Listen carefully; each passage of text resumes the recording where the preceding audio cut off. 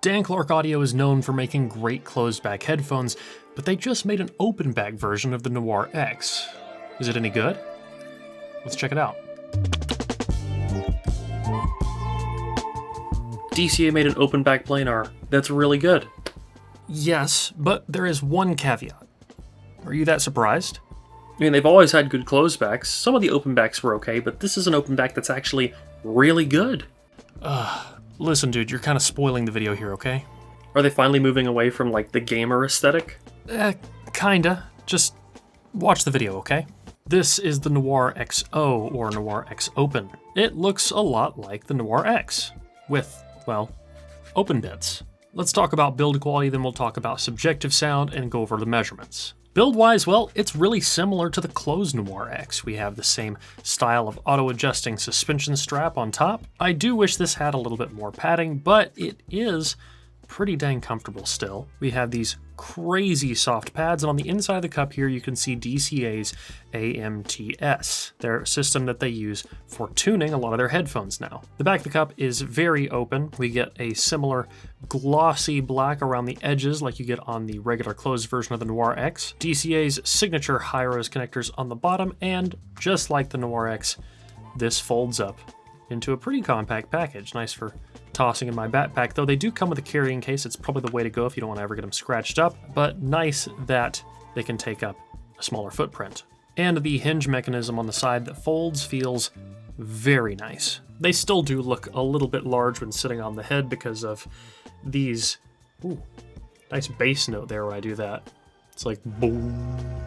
It's not a bad looking headphone. And there's really not a ton else I can say about the build or comfort other than that it's built well and it's pretty comfortable. Again, I would do with a little more padding on top, but really that's about it. And it has just enough clamp that the top isn't too much of an issue. I would say this is a little more comfortable than my beloved E3s. Let's talk about sound, then we will get into measurements. The Noire XO sounds a lot like the Noire X, like a lot like the Noire X. If you watch the video of the Noire X, I said that it was a pretty compelling closeback, especially at its price point. A little bit hot on the super upper treble, depending on how your personal HRTF is. For me, I more prefer the upper treble of things like the E3, and it'll really go one way or the other, depending on your preferences. It is very, very, very close to Harman, with more treble over the 10 kilohertz area. This leads to the headphones sounding very airy. And because I'm a bit more sensitive to that region, I tend to listen at a lower volume with this headphone than I would with something like an E3 or a 6XX. But it's also notably less trebly than something made by,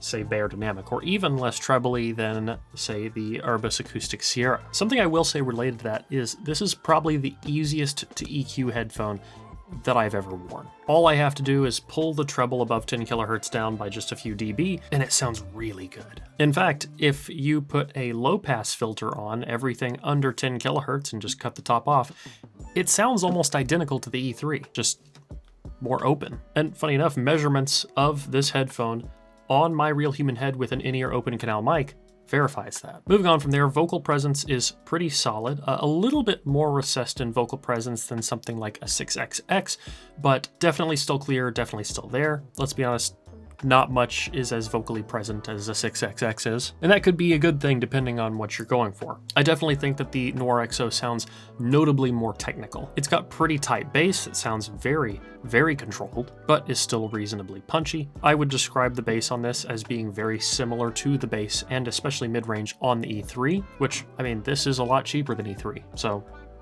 that's a good thing in my opinion. I do get a little bit of shoutiness around like the 2 kilohertz region. Not much, but just a little bit, maybe around 2.5 kilohertz. Separating instruments is very, very easy.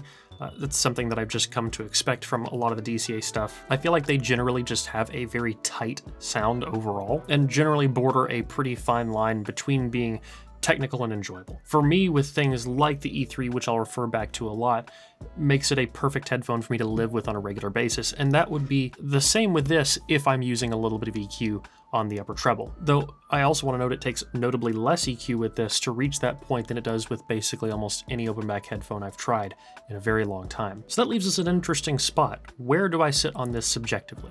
Well, if I'm not using EQ at all. I do find the upper treble to be a bit spicy. Not crazy, just a little bit more air than I'm used to, especially given my sensitivity in that region. And I do think the average listener will find the treble on this to be just fine. If you really like the closed Noire X or the original Noire, you'll probably like this a whole lot because it's just kind of like a slightly better version of that. And another nice thing is my glasses didn't really affect the sound. Wearing glasses, on or off, didn't give me a notable change in any way, shape, or form, which is really nice. A lot of times when I am listening at home, I have to take my glasses off with most headphones, and with these, I didn't have to do that. The pads are also soft enough that these are pretty generally comfortable even with glasses on. I feel like the weight's still evenly distributed, and I don't feel any more pressure right where the frames sit. This pinna pasta sure is delicious, but you know where else I can get my fill of audio science related things? Here on the Headphone Show, thanks to headphones.com, the best place on the internet to buy headphones. They have super fast shipping, 365-day returns, which is insane, and the best customer support in the game. You can check out headphones.com at the link in the video description. I think it's probably time we talk about measurements. Now I have measurements of these from a few different rigs. I have measurements from these on my Brüel & Kjær 4128C. I've got measurements from the KB5001, but I've also got measurements here provided by DCA from their 5128 system, as well as their 45CA system, and then also measurements from my real in-ear human microphone. So that's an open canal microphone that sits in my ear, calibrated to my own diffuse field HRTF. And we're not going to primarily rely on that for this video. We're mostly going to talk about the measurements from the 5128 and 4128, but I do want to include those at one point just to illustrate the HRTF variation and how this headphone will vary from person to person, like most headphones will. Now, first, let's look at the measurements from DCA off their 5128. Good bass shelf with a little bit of elevation right there around like 100 to 120 hertz, still within the average listener preference bounds. We come back down into the mid-range. Things start to level out, dip down a little bit around 800 hertz and stay that way. For the most part, we get a little bit of elevation back around 2.2 kilohertz. Dip back down from there, and it's mostly level throughout the rest of the treble with a little bit of elevation again back in the above 10 kilohertz region. In contrast to that, here it is on the Brüel & Kjær 4128 instead of the 5128. We get a bit less bass response and a bit less lower mid-range, and then a bit more treble overall, more elevation from basically 2 kilohertz and up. Now initially, I had thought I was getting more treble in the 2 kilohertz and up area, but really I was more just experiencing, especially when doing a manual sweep on my head, very slowly and then noting the points where I would experience peaks or dips, I would only really get peaks around 2.5 kilohertz, and then again in the upper treble. This is a great illustration of how any headphone will be different from person to person depending on your personal HRTF. Just as a good way to compare these side by side, this is the Brüel & Kjær 5128 measurement from DCA of the XO versus the measurement of the headphone on my head with the microphone inside my open ear canal calibrated to my diffuse field head related transfer function. That is the blue line here. And we see things that kind of closely line up with the exception of where I personally experience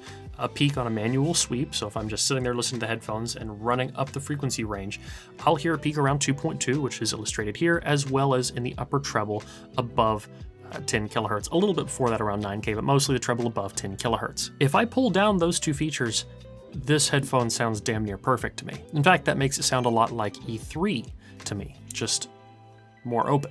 So again, I think this is a good way to illustrate how this is going to change, like most headphones, from person to person based on your personal HRTF.